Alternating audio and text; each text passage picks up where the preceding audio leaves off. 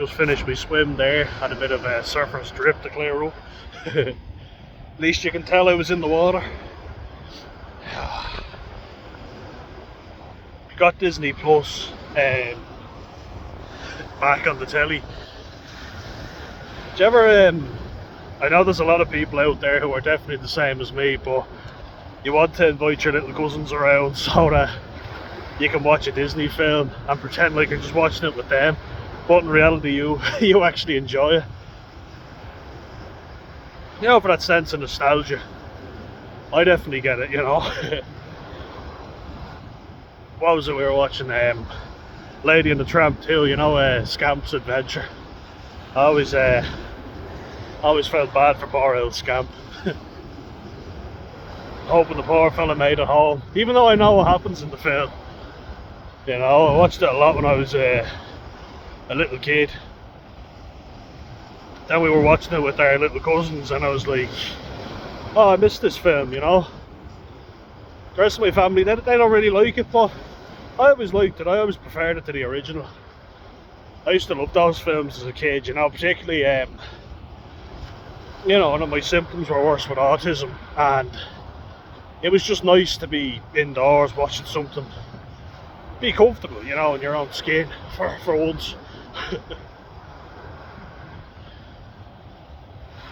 But I think there's a lot of lessons in, there's hidden messages in Disney movies, isn't there? Such as Pinocchio, don't talk to a talking fox and a talking cat. The cat doesn't really talk, does he? Geppetto should have gone to fucking school with Pinocchio. I always feel bad for poor Pinocchio. It was always like, he's meant to be a bad kid, and you're like, no he's not. He was literally born a day ago and now he's going to school all by himself. Geppetto, you should have gone with him. There was a thing before I was watching Disney's Worst Dads. Chicken Little's dad, you know, Buck, Cluck, McFuck, whatever he's called. And I was like, thank you, I agree with that. Poor Chicken Little. His dad doesn't take his side twice, and then tells him to not take up baseball because he'll probably be shit at it. Turns out to be great. And when he's a success, then the dad wants to know him. Terrible. Shame on you, Buck.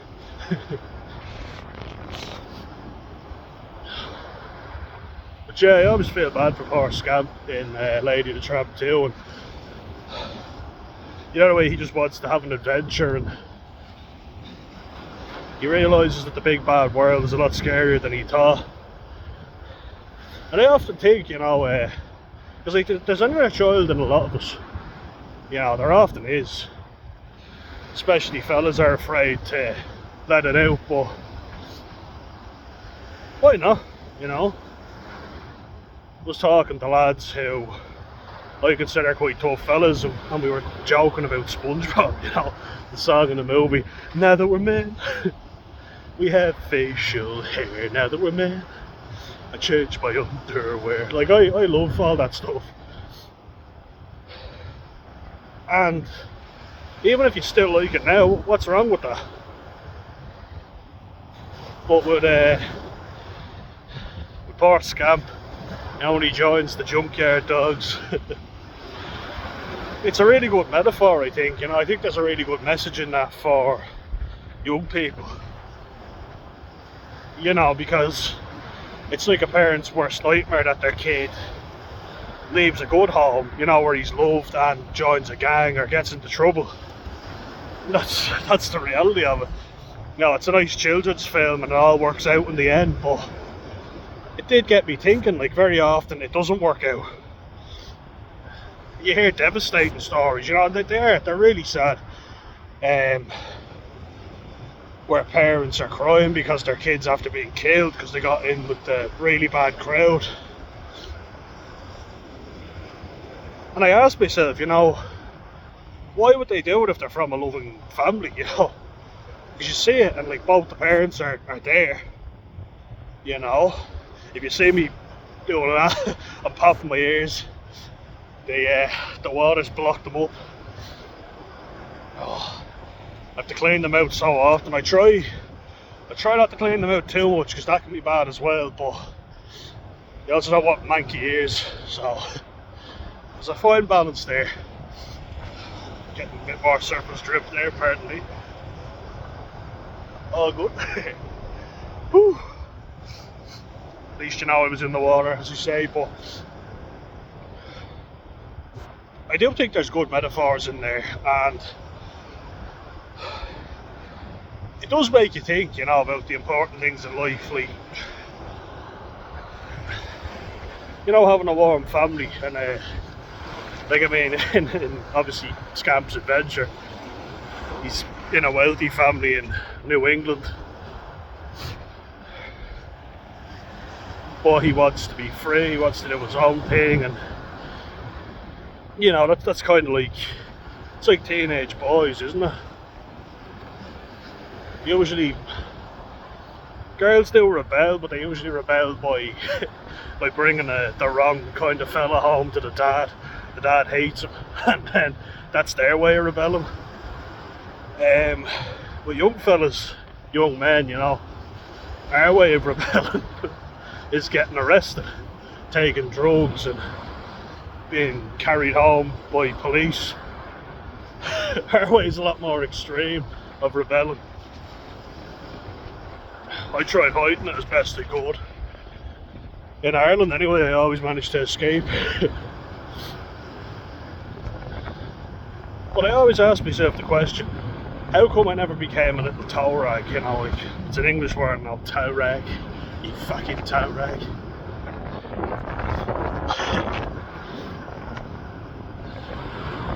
But you know,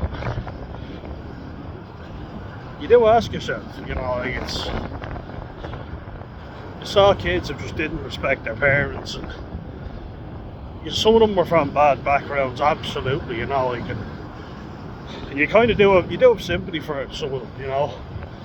Like, I used to box in Killinarden, which is quite it's quite a rough area, you know, in Tala, and there were a lot of good lads from there.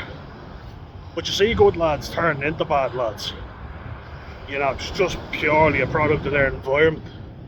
I was friends with lads from Jobstown, from Killinarden, from Fennacairn. Some people I've met from the inner city that I got on quite well with, you know. And then, like, boxing as well, you'd meet lads from halting sites, you know, Irish tramplers, and they'd be considered a minority and underprivileged, and, you know, bare knuckle boxing is quite common in their communities, you know. And it's often, like, I spoke to a few lads, and they say you kind of have to do it or you're shunned by your community, you know, which is, it's a difficult thing, but sometimes it is more difficult for people. You know, I'm perfectly willing to accept that some people have a harder, you know, not you, but you have to fight to survive. Like, I get that, you know. But some people use it as an excuse, and then there's other people who claim that they were raised rough, and you're like, no, you weren't.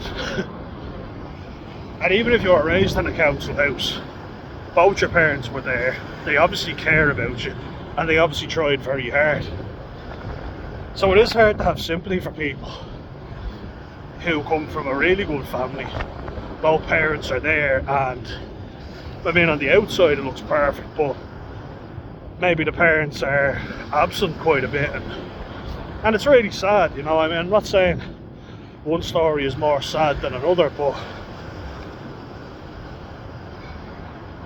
you know, with some kids you kind of go, the poor fella never had a chance, you know, no wonder he did what he did.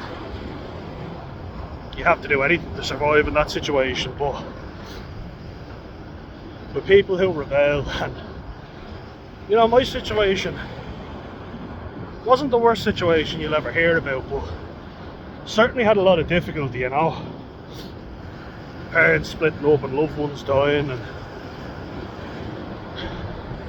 you know, the annoying thing is that when people, they don't validate you, because it's like, oh yeah, well, you didn't grow up in as rough an environment as this guy, so somehow your problem's been less. No, that's not fair to say. I I didn't, because both my parents worked hard so that I didn't grow up in that environment. You know, they worked their arses off, in fairness, and that's one thing both of them had in common, was that they didn't want me and my brother to grow up in that environment. But they kind of found us, you know. There were a lot of guys trying to, you know, hassle us and annoy us, and so we certainly didn't grow up with silver spoon up our arse or anything like that either. And I start getting in trouble, you know, with the wrong crowd, and kind of became that way, you know, a bit of a dickhead where it's every man for himself. I kind of got that mindset. And then one day I thought, these fuckers are boring. If I got locked up, they'd leave me, and if I got my head kicked in, they'd leave me. It's time to sort my fucking life out, you know. My mum's worried sick about me. And so I think it kind of comes down to the person, you know. The parents often get the blame for how a kid turns out. If anyone's seen the series Adolescence, you'll see how devastating it is when a kid does something like that. People automatically are like, oh, you must be shit parents. I think there's an element of that, sure, but you also have to take into account that you are your own person. Like, I said it to my mum before, and there's certain things that upset me that she did or didn't do, but that was completely on me. If I decided to go off and join a gang, all that crap, that would be on me, you know. I couldn't live with the thought of being, like, you know, if a lad asks you to sell drugs, you're like, you're ruining someone's life. And drugs are ruining people's lives, you know, and I can no longer claim fucking ignorance and say I didn't know what I was doing. I've been educated on it, you know. I've been educated on the dangers of alcohol, of drugs,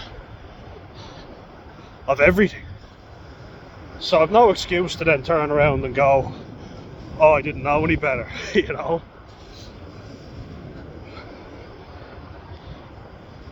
Like, there were lads who I kind of hung around with a bit, and I'll never forget, like, one of the lads, I won't give his name out, but his dad was a taxi driver and a lovely fella, you know. Before games, he'd bring us into the house, give us cans of Coke and sandwiches and all before the game. He'd go make sure that you don't shit yourself on the pitch. He was a funny guy, you know, but he was a nice fella. He'd chat to everybody, and one day the lad that I knew, his son, you know, he went missing, and he kind of got in with the wrong crowd, and I mean, he kind of became the wrong crowd though, you know, and so did I, but not as much as this fella, you know. He'd been in a lot of trouble, and his dad was worried sick, and he was saying, sorry lads, have you seen him around, you know, do you know where he is? We're like, oh look, we'll have a look out for him, we're sorry, no idea where he is, but if we see him, we'll let you know. And he left his number with us, and you kind of think, if you put your parents through that, you start bringing trouble to people's doors. Like, some lads getting involved with drug dealers and having bricks put through their family's house. There were lads that I went to school with who, some of them are now in prison, amazingly, you know. Some of them have done jail time. It's like, I never thought I grew up in that environment, but it was just lads getting in way over their head. Like, some of them are dead, for fuck's sake, which is insane to say. But I certainly wasn't shielded from anything. You know, I've seen open use of drugs. I've seen people injecting heroin right in front of me. I mean, I've taken coke, so I mean, I've obviously seen it being snorted, but I never imagined I would, you know. That it just seemed like nothing. It's insane to say that, you know, but it's done now, and I never got in with people like that because I was kind of like, the lads would ask me, you know, they was like, do you want to go halves on a bag? And I'd say no, you know, I'm not getting involved with these kinds of people, because next thing you know, you build up an addiction. Then you've got expensive habits that you can't pay off. Next thing you know, you've people breaking down your door, demanding money from your parents. And that's not fair. You know, a lot of shit has happened to me, but that's no excuse for me to bring trouble to my own family's doorstep. You know?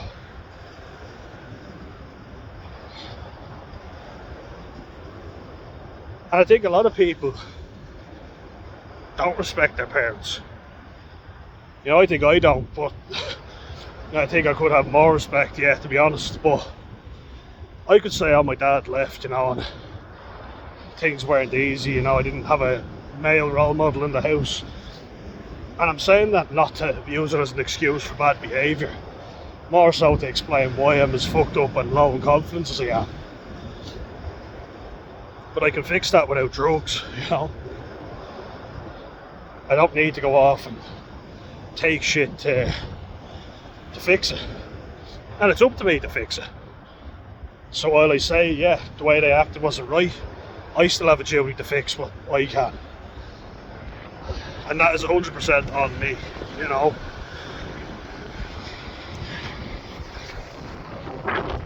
And that's something I won't blame my parents for, is if I ever decide to go off, take drugs and get into trouble with a lot of people, that's on me.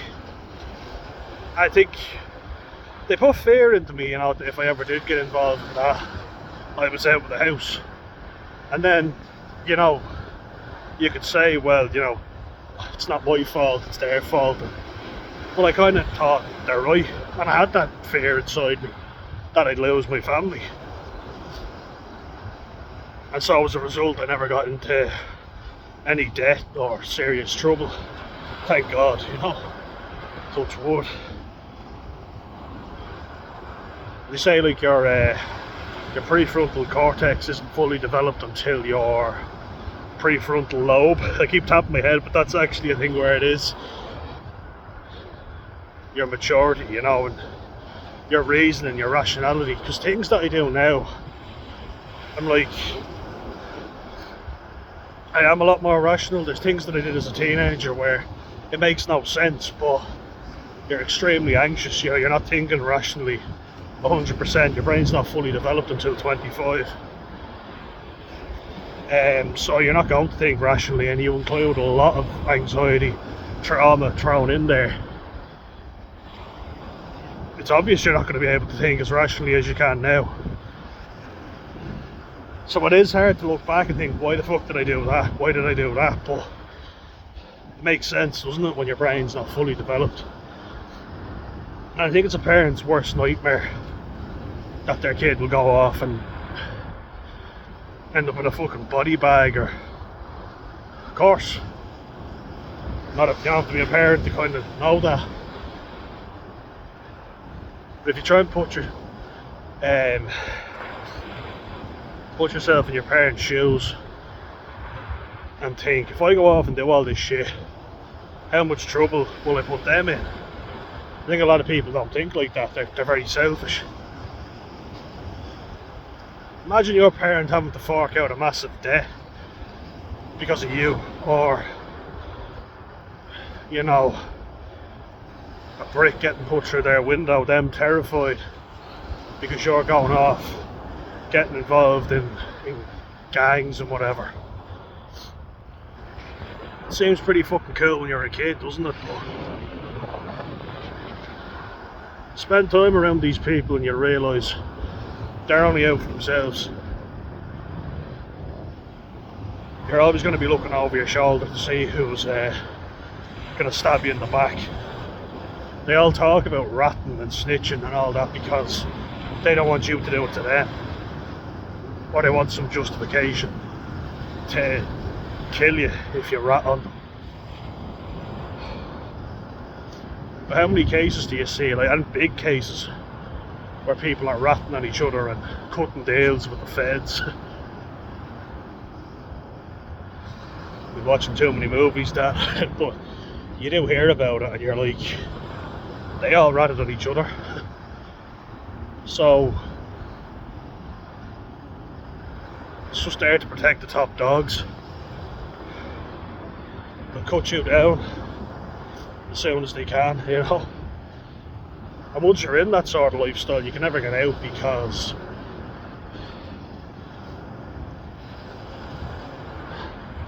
they won't let you. You owe them now. So you think it's cool, but then once you're in there, you can't get out. And I kind of realised, you know, that's the thing, you don't have friends for life.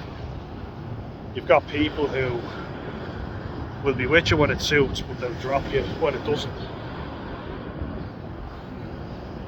So I was like, no, I need to knuckle down, complete school, get into university, because, you know,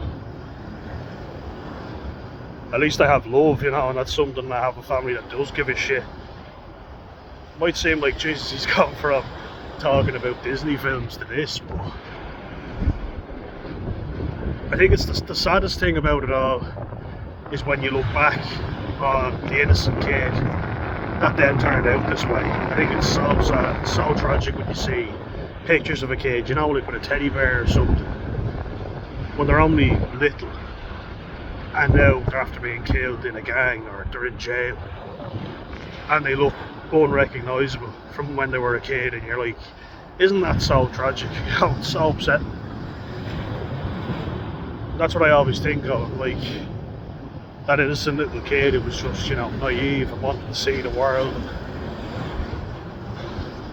and now they're fucking dead, you know, or they're in jail. It's very tragic, and their life could have been so much different. Some of them were bright, you know, and some of them just have overactive minds like me. They got hooked on a drug and that's it, life's over for them. I don't think there's anything more tragic than that. You always think that they were an innocent kid at one stage. And that's what always, so like that inner child in me has always kind of kept me like, I don't want to lose that, you know. I always, not only did I see the movie Basketball Diaries, but I really liked the work of Jim Carroll, the guy who wrote them. You know, his life is based on it. Leonardo DiCaprio plays him. He actually stars in the film as well, tight as junkie on the couch, I think. But he was a lot more than that, you know. And he talks about the death of innocence. I always find that the saddest part, is the death of innocence. It's a good movie for anyone who's looking at how people fall into addiction, and it seems cool at the time, but then you're absolutely dependent on this toxic substance that takes away so many lives. Heroin, you know. He was a heroin addict, like a bad one. Went from experimenting with drugs to being a full-time heavy addict, so it should scare you. You know, we're educated now more than ever, so there's less excuses, in my opinion, and yet more people are getting hooked on them than ever, which is very tragic. So guys, look after your loved ones and try and be a good role model to younger people, you know. I mean, young women, young men, everyone, but you can't watch them 24/7. That's why I say lead by example. That's why I'm a big advocate for being a good example in what you do, not what you say. Talk about it. If my dad would tell me not to smoke, I would have to go, no, don't do it, let me puffing away with it. So I was like, he's telling me not to do it, but he's doing it. So really what he means is, it's cool to do it, but you can't do it yet, you know. Everybody drinks alcohol, you know, which can also be devastating. So lead by your actions, you know.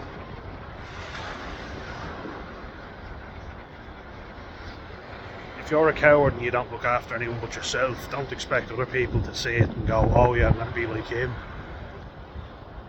Be a good role model, look after your friends, look after people that you love. Because they need you.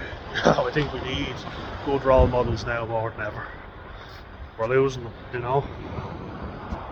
And stay well, guys, alright? See you in the next one.